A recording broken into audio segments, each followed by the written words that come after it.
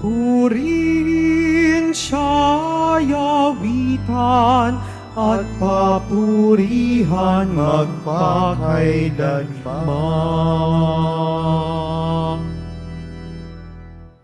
Simulan po natin ang pagdiriwang sa ngalan ng Ama at ng Anak at ng Espiritu Santo. Amen. Ang pagpapala ng ating Panginoong Jesucristo, ang pag-ibig ng Diyos Ama, at ang pakikipagkaisa ng Espiritu Santo, naway sumainyong lahat. At sumaiyo rin.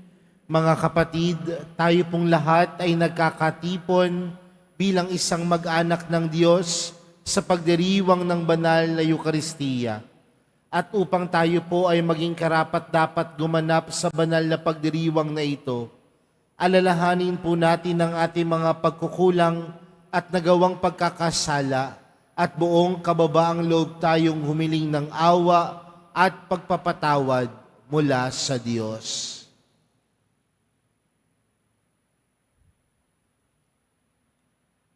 Inaamin ko sa makapangyarihang Diyos at sa inyo mga kapatid na lubha akong nagkasala sa isip, sa salita at sa gawa at sa aking pagkukulang. Kaya ay sinasamo ko sa mahal na Birheng Maria, sa lahat ng mga anghel at mga banal, at sa inyo mga kapatid, na ako'y ipanalangin sa Panginoong ating Diyos. Kaawaan tayo ng makapangyarihang Diyos, patawarin tayo sa ating mga kasalanan, at patnubayan tayo sa buhay na walang hanggan. Amen. Panginoon, kaawaan mo kami. Panginoon, kaawaan mo kami. Kristo, kaawaan mo kami. Kristo, kaawaan mo kami. Panginoon, kaawaan mo kami. Panginoon, kaawaan mo kami. Manalangin tayo. Ama naming makapangyarihan, ang iyong dakilang pagkamawain ay nangingibabaw sa aming ginagawang kabutihan at idinadaing na mga kahilingan. Ang kagandahang loob mo sa amin ay gawin mong mag-umapaw upang ang kasalanang ipinangangambang ihingi ng kapatawaran ng budhi naming takot na ikaw ay lapitan ay iyong patawarin ng lubusan, at ang pinag-aalangan naming hilingin sa pagdarasal ay iyong pagbigyang aming makamtan. Sa pamamagitan ni Jesucristo, kasama ng Espiritu Santo, magpa sa walang hanggan. Amen. Magsipo muna po ang lahat. Pagbasa mula sa sulat ni Apostol San Pablo sa mga taga-Galacia. Nahihibang na ba kayong mga taga-Galacia? Sino ang nakagayuma sa inyo? Maliwanag na ipinahayag sa inyo ang pagkamatay ni Hesukristo sa krus. Ito lamang ang ibig kong malaman sa inyo. Tinanggap ba ninyo ang Espiritu dahil sa pagsunod sa kautusan o dahil sa inyong pakikinig at paniniwala sa mabuting balita tungkol kay Kristo? Napakahangal ninyo. Nagsimula kayo sa Espiritu at ngayoy nagwawakas sa laman. Wala na bang halaga ang naging karanasan ninyo? Marahil naman ay mayroon. Bakit ba ipinagkakaloob sa inyo ng Diyos ang Espiritu? Bakit ba siya gumagawa ng mga himala?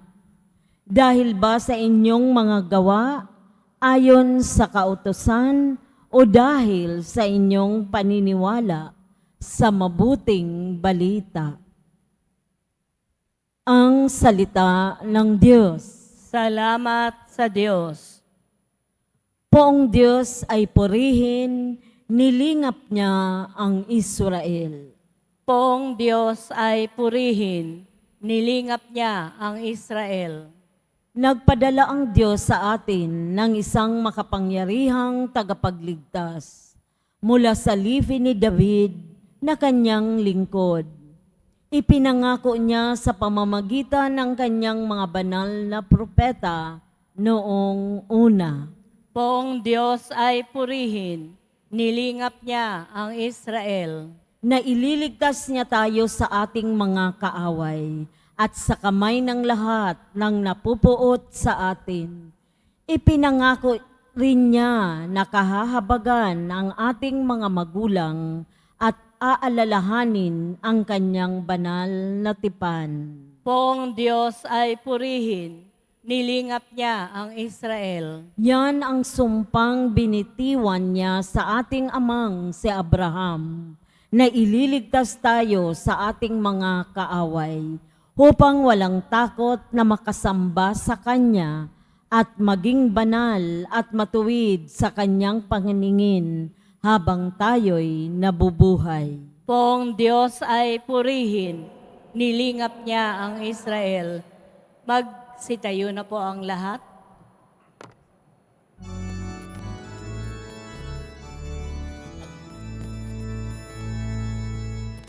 Hallelujah, Hallelujah, Hallelujah, Hallelujah.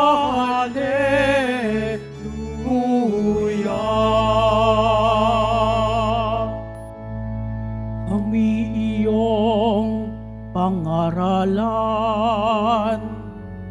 upang aming matutuhan ang salitang bumubuhay. Hallelujah, Hallelujah, Hallelujah,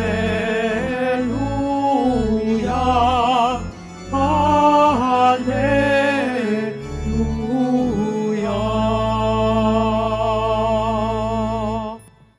Sumainyo ang Panginoon. At sumaiyo rin. Ang mabuting balita ng Panginoon ayon kay San Lucas. Papuri sa iyo, Panginoon. Noong panahong iyon, sinabi ni Jesus sa kanyang mga alagad, "Ipalagay natin na ang isa sa inyo'y nagpunta sa isang kaibigan isang hating gabi at nagsabi, 'Kaibigan, bigyan mo muna ako ng 3 tinapay. Dumating kasi ang isa kong kaibigang naglalakbay at wala akong maihain sa kanya.' At ganito naman ang sagot ng kanyang kaibigan sa loob ng bahay, 'Wag mo nga akong gambalain, nakatrangka na ang pinto at nakahiga na kami ng aking mga anak. Hindi na ako makababangon pa upang bigyan kita ng iyong kailangan. Sinasabi ko sa inyo, hindi man siya bumangon dahil sa kanilang pagkakaibigan, babangon siya upang ibigay ang hinihingi ng kaibigan sa pagpupumilit nito. Kaya sinasabi ko sa inyo, humingi kayo at kayo'y bibigyan. Humanap kayo at kayo'y makasusumpong. Kumatok kayo at ang pinto'y bubuksan para sa inyo. Sapagkat tumatanggap ang bawat humihingi, nakasusumpong ang bawat humahanap, at binubuksan ang pinto ng bawat kumakatok. Kayong mga ama, bibigyan ba ninyo ng ahas ang inyong anak kung humihingi ng isda? Bibigyan ba ninyo siya ng alakdan kung siya'y humingi ng itlog? Kung kayong masasama ay marunong magbigay ng mabubuting bagay sa inyong mga anak, gaano pa kaya ang inyong amang nasa langit?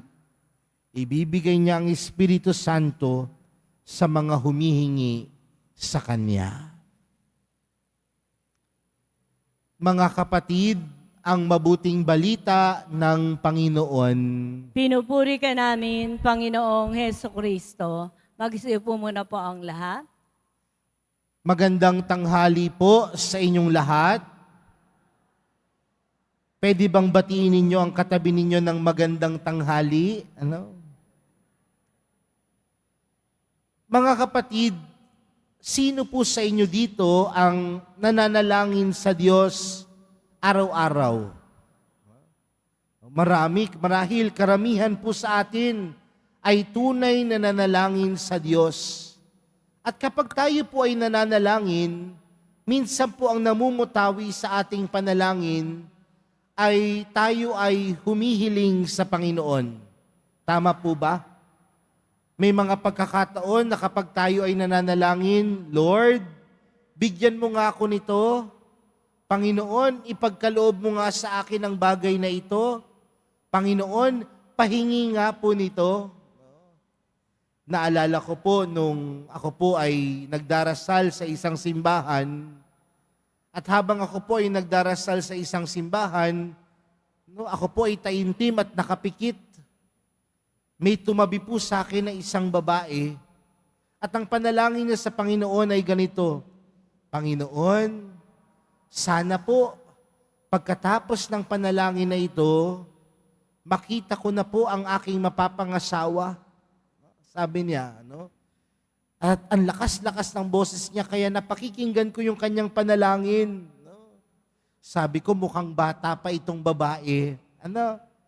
Kaya nung binuksan ko yung aking mga mata, nagkatinginan po kami. Sabi ko, hindi po ako yung sagot sa iyong panalangin. Pero nagkausap po kami nito, ang sabi niya sa akin, bakit to? Pari po ba kayo? Sabi ko, pari po kasi ako. Sabi niya sa akin, alam mo, Father, 50 taong gulang na ako. Hinahanap ko pa rin ang mapapangasawa ko. Alam niyo po, makalipas ang ilang buwan, lumapit po at bumalik po siya.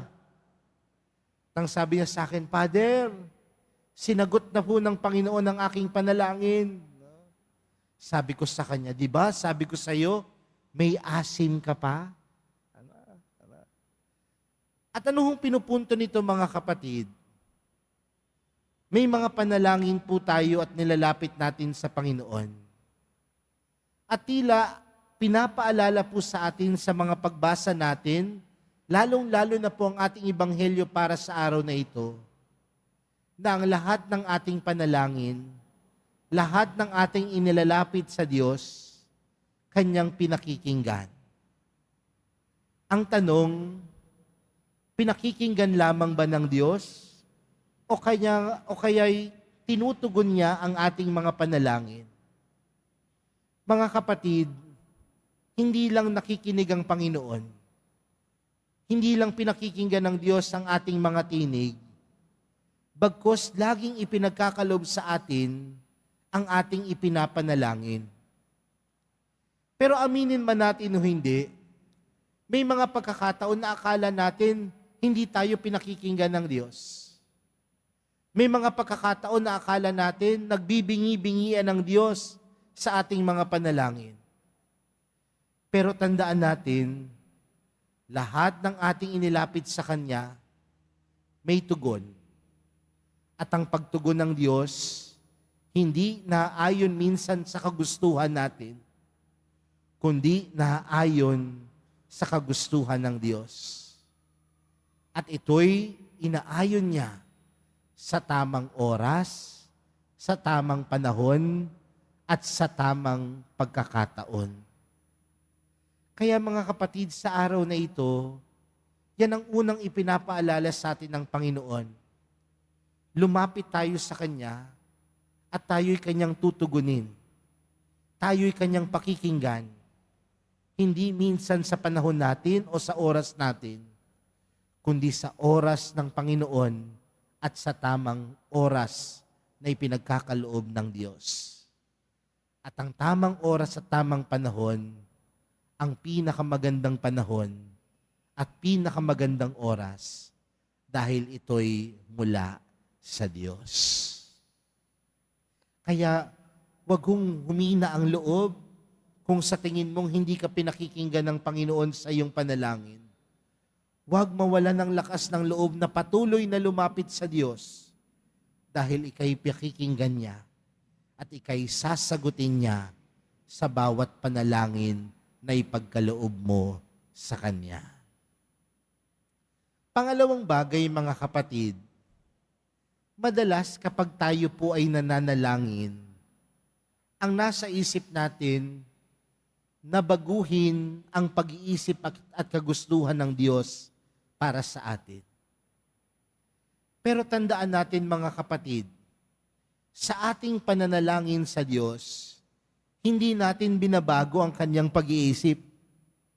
Hindi natin binabago kung paano tayo tutugunin ng Panginoon.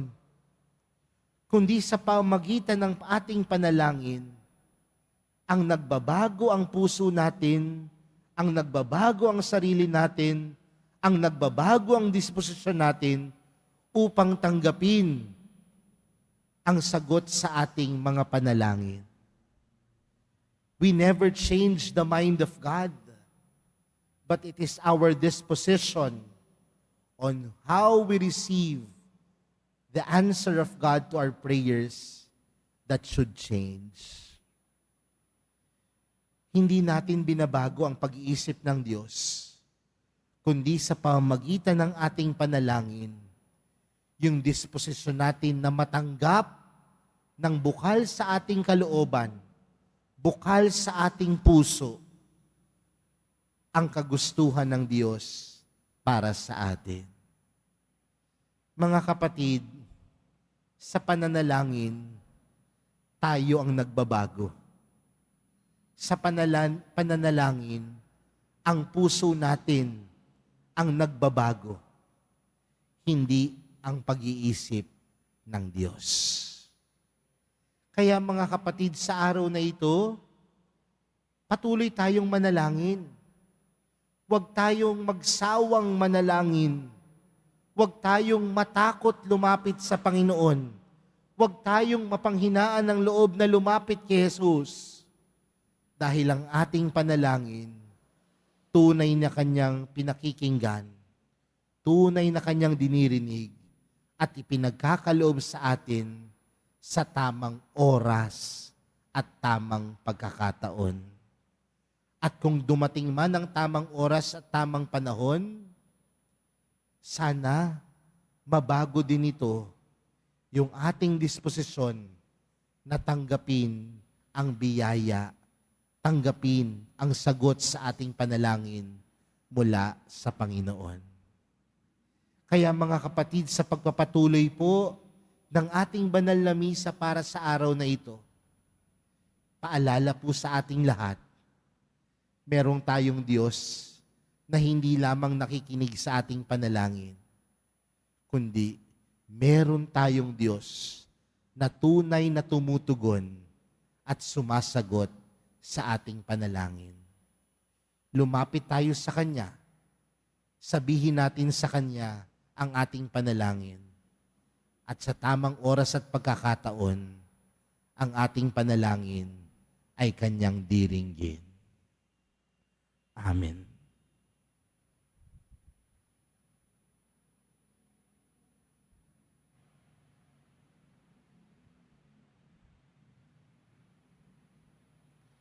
Minamahal kong mga kapatid, nangako si Kristo sa atin, humingi at kayo'y bibigyan.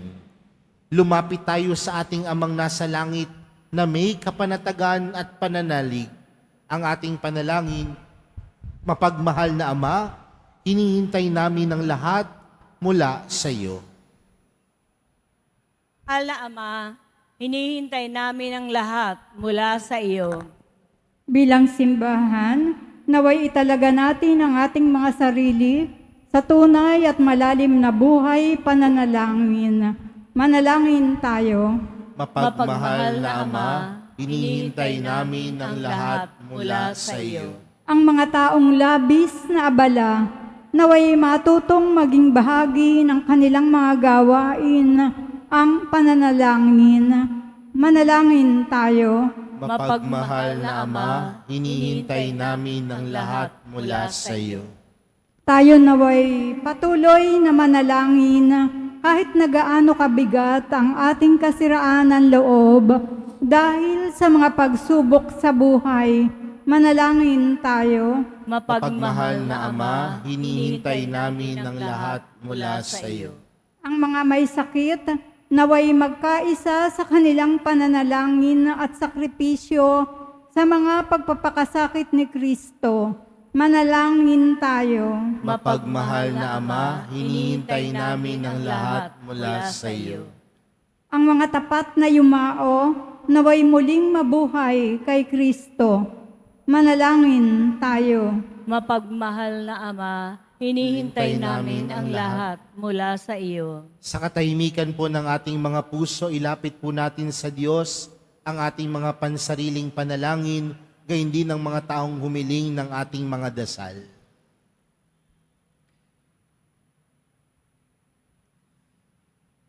Makapangyarihang Diyos, higit pa sa mga imahinasyon ang iyong kabutihang loob at sa mga pamamaraang hindi namin maunawaan. Pakinggan mo na ba ang panalangin tinataas namin sa iyo sa pamamagitan ni Kristong aming Panginoon? Amen. Magsiupo muna po ang lahat.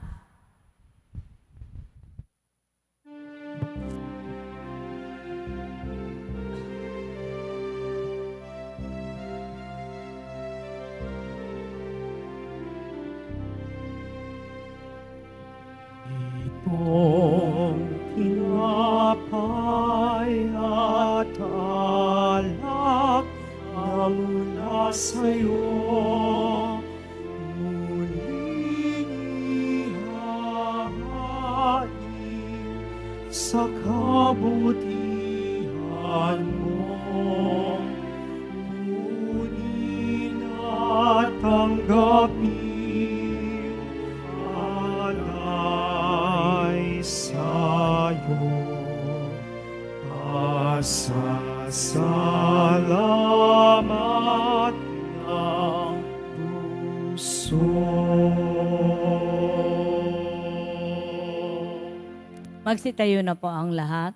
Manalangin po kayo mga kapatid upang ang paghahain natin ay kalugdan ng Diyos amang makapangyarihan. Tanggapin nawa ng Panginoon itong paghahain sa iyong mga kamay, sa kapurihan niya at karangalan sa ating kapakinabangan at sa buong sambayanan niyang banal. Ama naming lumikha, tanggapin mo ang paghahain ng mga alay na iyong inihabilin sa pagdiriwang ng dapat naming ganapin.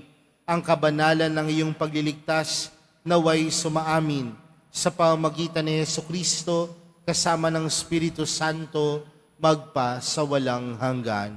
Amen. Sumayin niyo ang Panginoon, At sumaiyo rin. itaas sa Diyos ang inyong puso at diwa. Itinaas na namin sa Panginoon. Pasalamatan natin ang Panginoong ating Diyos. Marapat na siya ay pasalamatan.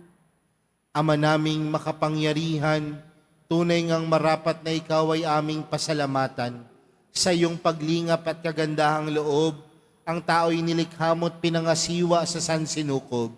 Sa hangad mong siya'y wastong lubos, siya'y pinagdusa mo sa kanyang pagtalikod. Sa iyong pagiliw iyong ipinahintulot na makabalik siya sa pamagitan ni Kristo Jesus. Kaya kaisa ng mga anghel na nagsisiawit ng papuri sa iyo, nang walang humpay sa kalangitan, kami nagbubunyi sa iyong kadakilaan. Santo, Santo, Santo, Panginoong Diyos ng mga hukbo, napupuno ang langit at lupa ng kadakilaan mo. Hosana sa kaitaasan, pinagpala ang naparirito sa ngalan ng Panginoon. Hosana sa kaitaasan. Magsilod po ang lahat. Ama naming banal, ikaw ang bukal ng tanang kabanalan, kaya't sa pamagitan ng iyong Espiritu, gawin mong banal ang kaloob na ito upang para sa aming maging katawan at dugo ng aming Panginoong Hesukristo.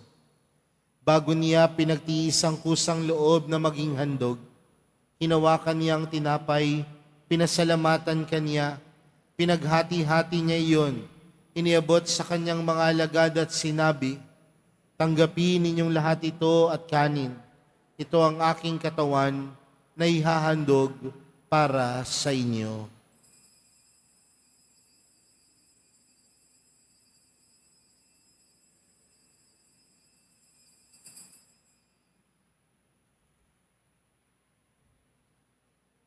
Gayon din naman noong matapos ang hapunan, hinawakan niya ang kalis.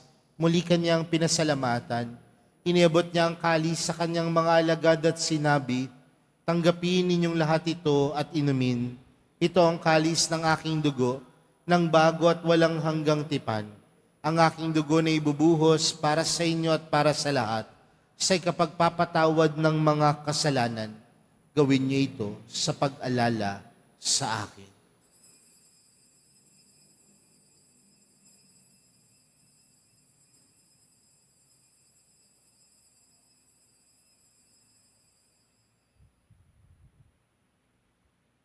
Magsitayo na po ang lahat. Ipagbunyi natin ang misteryo ng pananampalataya. Si Kristo'y namatay, si Kristo'y nabuhay, si Kristo'y babalik sa wakas ng panahon. Ama, ginagawa namin ngayon ang pag-alala sa pagkamatay at muling pagkabuhay ng iyong anak. Kaya't inaalay namin sa iyong tinapay na nagbibigay buhay at ang kalis na nagkakaloob ng kaligtasan. Kami nagpapasalamat dahil kami iyong minarapat na tumayo sa harap mo para maglingkod sa iyo. Isinasamo namin kaming magsasalo-salo sa katawan at dugo ni Kristo ay mabuklod sa pagkakaisa sa pamamagitan ng Espiritu Santo. Ama, lingapin mo ang iyong simbahang laganap sa buong daigdig. Puspusin mo kami sa pag-ibig. Kay San Francisco na aming Papa at ni Jose na aming Obispo at ng Tanang Kaparian. Alalahanin mo rin ang mga kapatid naming nahimlay nang may pag-asang sila'y muling mabubuhay, gayon din ang lahat ng mga pumanaw. Kaawaan mo sila at patuloyin sa iyong kaliwanagan. Kaawaan mo at pagindapatin kaming lahat na makasalo sa iyong buhay na walang wakas. Kaysa ng mahal na Birheng Maria na ina ng Diyos, ng kabiyak ng puso niyang si San Jose, kaysa ng mga apostol at ng lahat ng mga banal na namuhay dito sa daigdig ng kalugod-lugod sa iyo, may pagdiwang nawa namin ang pagpupuri sa ikararangal mo sa pamamagitan ng iyong anak na aming Panginoong Hesukristo. Sa pamamagitan ni Kristo, kasama niya at sa Kanya, ang lahat ng parangal at papuri ay sa iyo, Diyos amang makapangyarihan, kasama ng Espiritu Santo, magpa sa walang hanggan. Amen. Lumapit po tayo sa Ama natin sa langit, sa panalangin itinuro sa atin ni Jesus. Ama namin, sumasalangit ka, sambahin ang ngalan mo, mapasa amin ang kaharian mo, sundin ang loob mo, dito sa lupa para ng sa langit. Bigyan mo kami ngayon ng aming kakanin sa araw-araw at patawarin mo kami sa aming mga sala para ng pagkapatawad namin sa nagkakasala sa amin. At huwag mo kaming ipahintulot sa tukso at iadya mo kami sa lahat ng masama. Hinihiling po namin kami adya sa lahat ng masama. Pagkalooban ng kapayapaan araw-araw, iligtas sa kasalanan at ilayo sa lahat ng kapahamakan. Samantalang aming pinananabikan ang dakilang araw ng pagkapahayag ng tagapagligtas naming si Hesukristo. Sapagkat iyo ang kaharian at ang kapangyarihan at ang kapurihan magpakailanman. Amen. Panginoong Hesukristo, sinabi mo sa iyong mga apostol, kapayapaan ang iniwan ko sa inyo. Ang aking kapayapaan ang ibinibigay ko sa inyo. Tunghayan mo ang aming pananampalataya at huwag ang aming pagkakasala. Pagkalooban mo kami ng kapayapaan at pagkakaisa ayon sa iyong kalooban, kasama ng Espiritu Santo, magpa sa walang hanggan. Amen. Ang kapayapaan ng Panginoon ay laging sumainyo. At sumaiyo rin. Magbigayan po kayo ng kapayapaan sa isa't isa.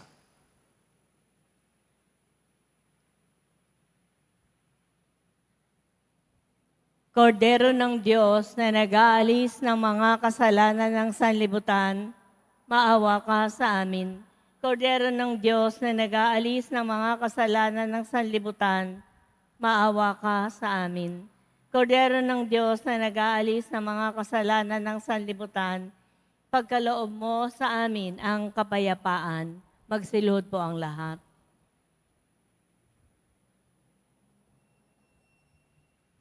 Narito po si Jesus, ang kordero ng Diyos. Siya ang nag-aalis ng kasalanan ng sanlibutan. Mapalad ang mga inaanyayahan sa kanyang piging. Panginoon, Hindi ako karapat-dapat na magpatuloy sa iyo, ngunit sa isang salita mo lamang ay gagaling na ako. Pagsanggalang nawa ako ng katawan ng Kristo para sa buhay na walang hanggan.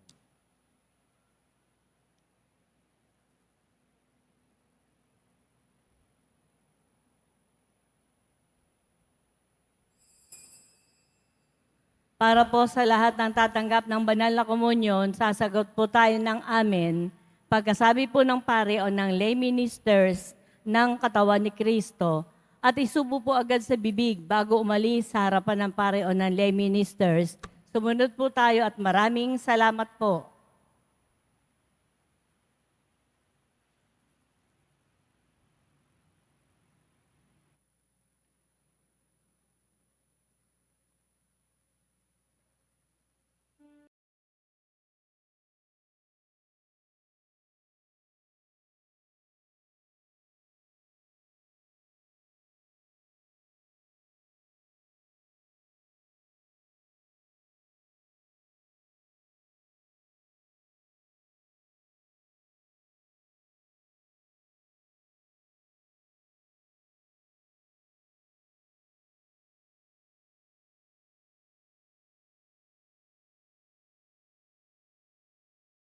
Magsitayo na po ang lahat.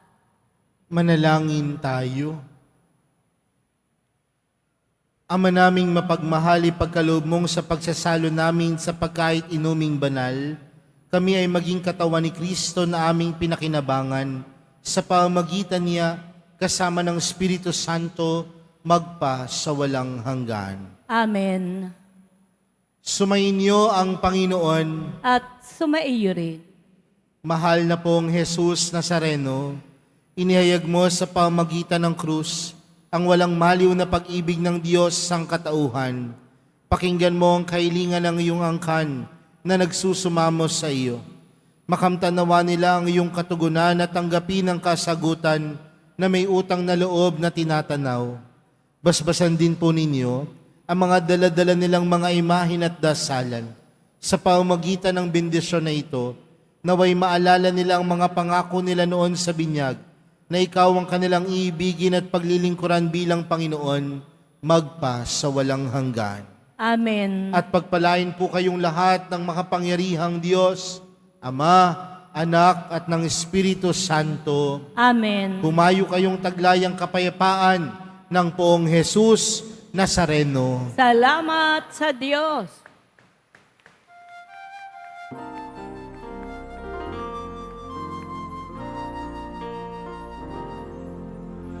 Padre Jesus Nazareno, sinasamba ka namin.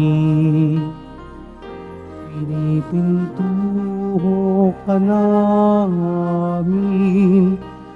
aral mo aming buhay at kaligtasan. Nuestro Padre Jesus Nazareno, iligtas mo kami sa kasalanan. Ang krus mo pinamatayan ay sagisag ng aming kaligtasan.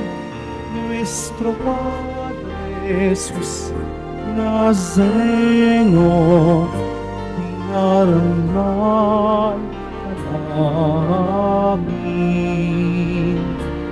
Nuestro Padre Jesus Nazareno, inulwalhati ka namin. Nuestro Padre Jesus Nazareno, dinarangal ka namin.